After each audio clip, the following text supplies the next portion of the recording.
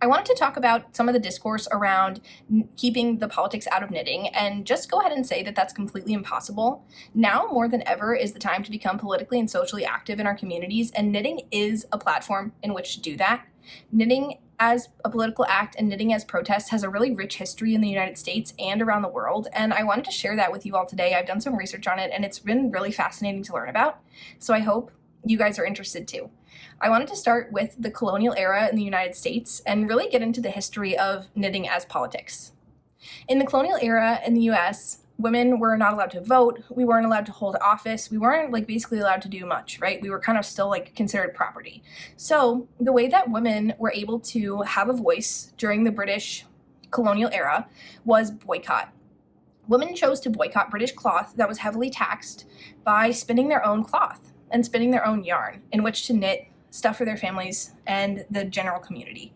This attracted a lot of attention, and women began hosting spinning bees where they had men show up and cheer them on as they spun yarn and cloth for the community to use instead of using British goods. I found an article from the New York Journal from 1767, which discusses a July day where 34 women sat from 5 a.m. to 7 p.m. spinning wool, cotton, and flax for the love of liberty and the dread of tyranny.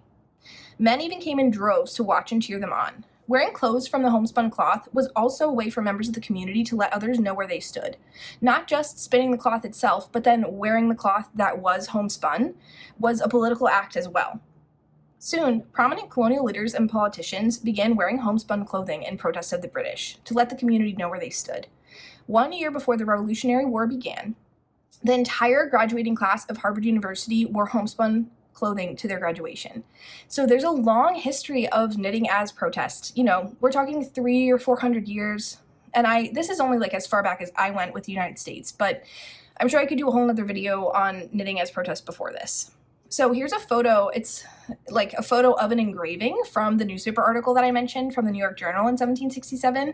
It's an engraving of a woman spinning. Let's jump forward 10 years to the Revolutionary War. A lot of us kind of learned this stuff in history class, but we didn't really learn about the impact of women as much as I feel like we should have, and I wanted to touch on it here. One renowned revolutionary spy was a knitter, a knitting spy, which is just so badass, and her name was Molly Rinker. She lived in Philadelphia, and she hid information about the movement of British troops in balls of yarn. She would knit on a high above rock above the valley below where the fight was going on, and she would drop balls of yarn down onto the soldiers below so that they could receive information. She was a bar and tavern owner, so she would have British troops come into her tavern and eavesdrop on them and seem innocent, and then she would relay the information that she eavesdropped to George Washington's troops, and she was able to make a huge difference in the war just by her knitting.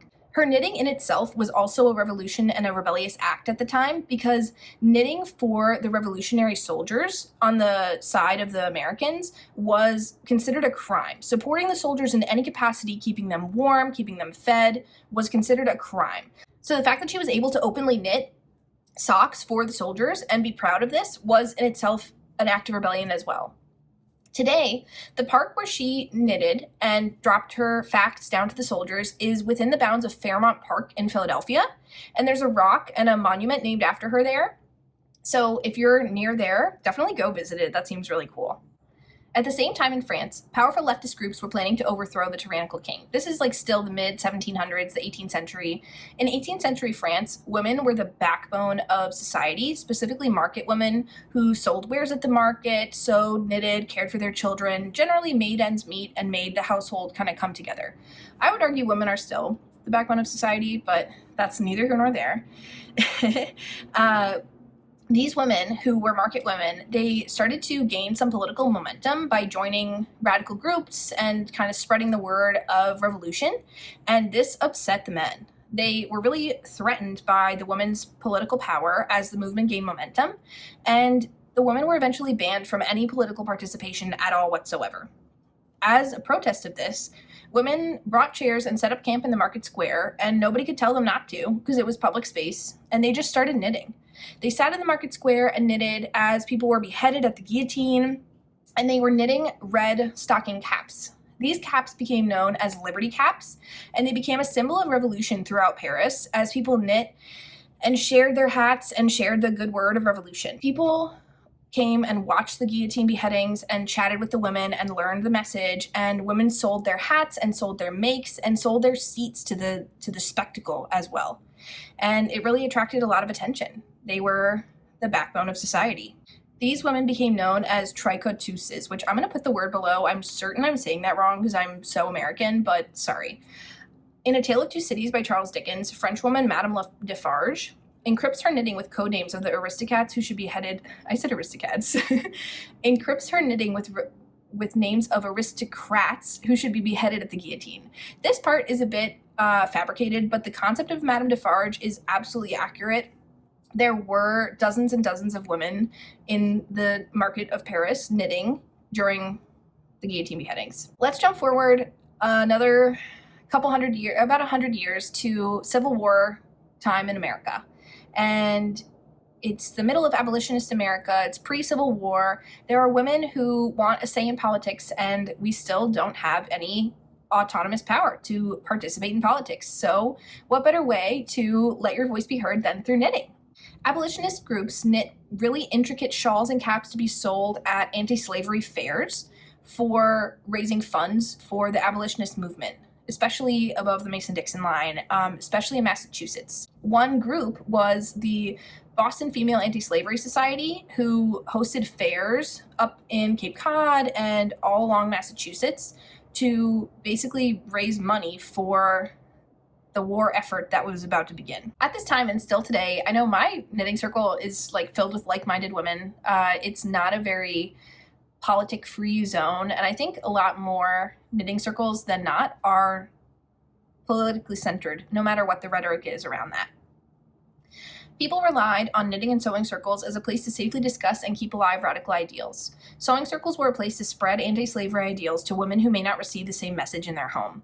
I found one article from this time period that discussed women reading anti-slavery rhetoric to others at the sewing circle while they were sewing, which I thought was so interesting, and like what a great kind of way to transmit information. That's so smart. Abolitionist women also plastered the anti-slavery message all over regular everyday domestic objects that they had created. So the photo on the screen is of a pot holder. It's cross-stitch, it's not knitted, but the message, all handcrafts are created equal. This is the same.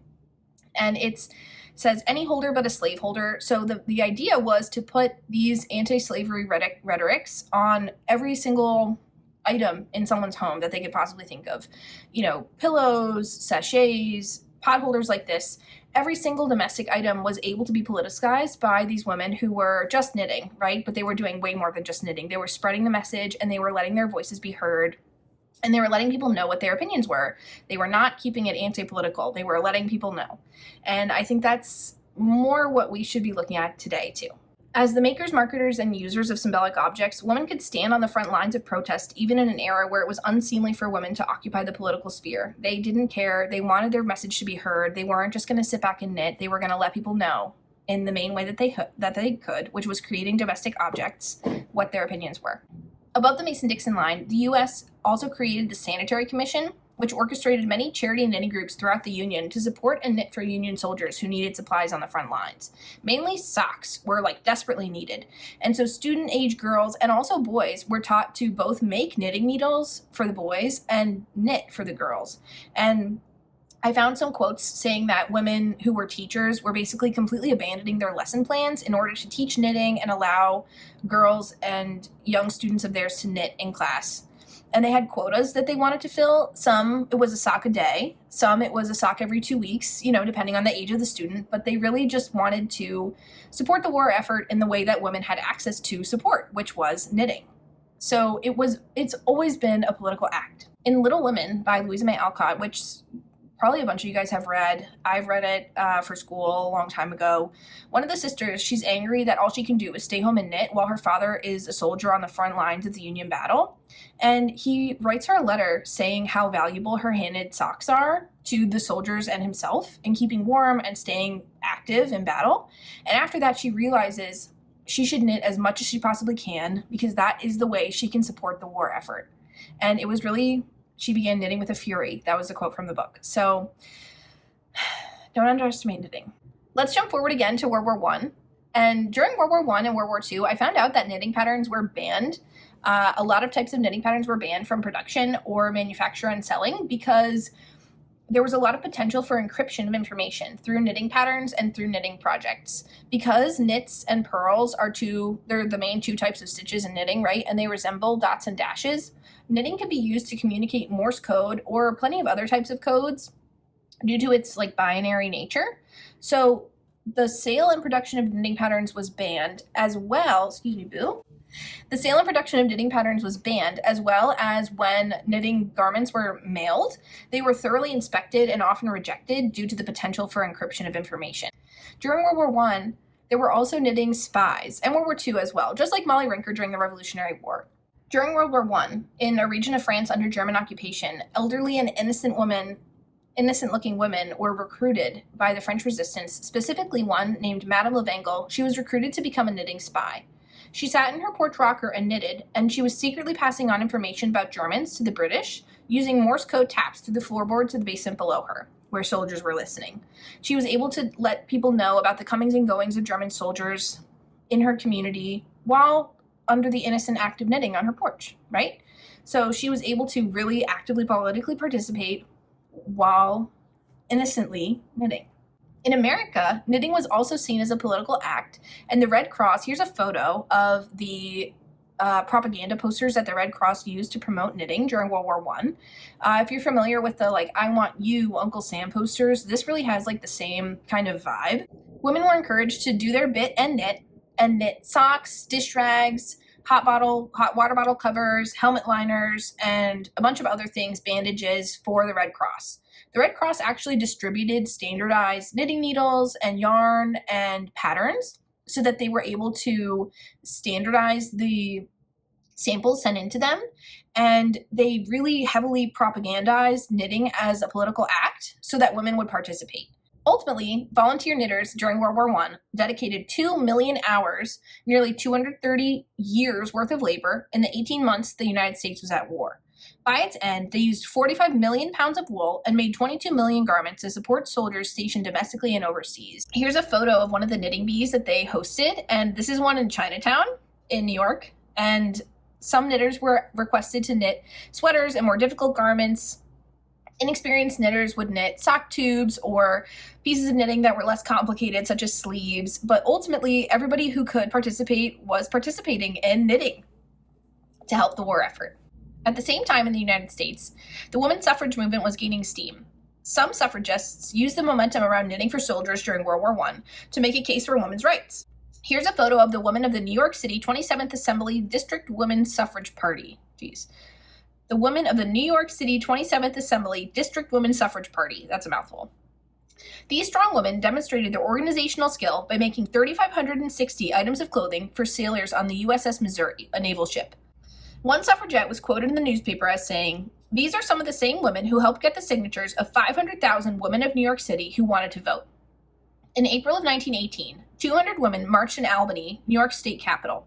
They marched with their knitting bags to protest unjust labor laws, having just gained the right to vote in New York less than 6 months before. At the time, here's a photo.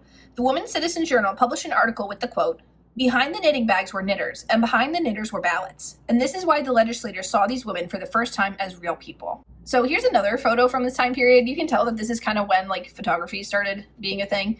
Suffragette leader Alice Paul was featured on the cover of Suffrage magazine in 1920, stitching stars on the American flag, similar to Betsy Ross, just after the 19th Amendment passed Congress, and while states were individually working to ratify the amendment. So suffragists really jumped on knitting as a tool to propagandize their right to vote, because they knew that they had been able to be politically active during the war by knitting, and so why couldn't they be politically active everywhere else? During World War II, knitting spies came back into play. In occupied Belgium, the resistance called for volunteers to transcribe train movements through their knitted stitches. They would watch the tracks, purling when an artillery train passed and dropping a stitch when a troop carrier would pass. They would then gift their scarves to soldiers as an act of generosity, and it was also an act of surveillance and covert operatives. American Elizabeth Bentley was a spy for the communists, actually. She was known as the Red Spy Queen because she carried secret U.S. materials scattered amongst her knitting bag, hiding codes, microfilms, and other documents among her notions to give to the Soviets. So that's not great. But no one suspected a thing because at the time, being a knitter was the antithesis of being a spy. but we all know now that's not actually true. Another example of a knitting spy is Pippa Latour Doyle, who was an agent of the United Kingdom's Special Operations Executive during 1944, so like the peak of World War II. She was parachuted directly into occupied Normandy behind enemy lines and disguised herself as a teenage girl to casually chat with German soldiers. She was able to transmit her gathered intel back to headquarters using a piece of silk yarn that she had punched Morse code holes in with a knitting needle. Despite several close calls, she was able to evade imprisonment because she appeared to be just a young, innocent girl who sold soaps and enjoyed knitting. In total, she was able to transmit 135 coded messages using her knitting needle during the war. So that's like a really brief history. I could go into a lot more detail, but I sort of opted out of that. I'm going to kind of skate over the rest of the 20th century. There are some other knitting as protest things in modern day, like crocheting pants during the 1970s so that women could wear pants for the first time and things like that. But I'm just kind of like jump more to the modern day. Let's jump to 2005. Wombs on Washington was a movement encouraging people to create knitted wombs and leave them on the steps of the Supreme Court as a pro-choice movement. Thousands of people ended up participating, finding the pattern on Knitty, R.I.P. Knitty, and knitting wombs to deposit on the steps of the Supreme Court. The group's statement was, "If we knit you a uterus, will you keep your hands off ours?" So let's jump forward to 2016 now. I think a lot of us are familiar. I was the most familiar with the pussy hat before I did all this research and share this with you all. That was like basically the only form of knitting as activism that I knew about. And it started in 2016. So I kind of wanted to just give like a little history of the pussy hat and encourage you all to become politically and socially active in your communities and choose knitting maybe as a method of how to do that. So let's talk about the pink pussy hat. In response to our current president's comments about grabbing women, two friends at the Little Knittery, a local yarn store in Los Angeles, created the pink pussy hat that we know today. The two knitters initially set out to create something accessible to those of all skill levels so that as many people as possible could participate. Just as the colonialists participated in the revolution and made a statement by wearing hand-woven cloth, women and women's rights activists let their community know where they stood by wearing pink pussy hats, not just for the march, but like in their everyday life. They were really easy to spot because obviously they're bright pink, they're square-shaped, they're not shaped like most normal circular beanies, and they kind of look like cat ears a little bit. Local yarn stores across the country hosted knit nights for people to work on their pussy hats, and a lot of yarn stores reported running out of pink yarn, which is so cool. The pattern made its way to Ravelry and other prominent websites, including the Pink Pussy Hat website itself, the Pussy Hat Project, where you can still download the pattern. And local yarn stores across the country collected hats to mail to the March on Washington, which was scheduled for the day after the inauguration in January 2016. January 2017. So the idea was that people who couldn't make it to the march or couldn't participate because of like physical disability or whatever it may be were able to be there in a sense because people were wearing the hats that they made to the march. The pattern ended up becoming an international phenomenon where even now today, 10 years later, if you see that hat, you know exactly what it is. And it made its way to the cover of Time magazine, The New Yorker, and also was featured on several sketches in Saturday Night Live. The pattern became a phenomenon similar to Liberty hats, like I mentioned, during Revolutionary France, where women were knitting red caps to make a statement. One quick Google pulls up multiple newspaper articles about these hats, including the source that I used, which was an interview with the creators on the Huffington Post. According to this pattern download statistics of the website, over 100,000 patterns were downloaded and over 100,000 hats were knit or sewn or machine knitted or created for the march. A lot of knitters averaged way more than one hat, with the average maker knitting like 5 to 7 pussy hats, which is so cool. And although not everybody sees knitting circles as a place of politics, knitting circles became a really radical place of politics during this inaugural period of our current president, the first time. And I really see that as something exciting that I hope that we can continue going forward through this crazy time. Community activism starts small. Just as the sewing circles during the Civil War era in America were places to share information and radical thought, knitting circles are still radical places of community gathering today. However tame they might seem, the act of community gathering around shared ideals is radical in itself. So keep your chin up and keep knitting.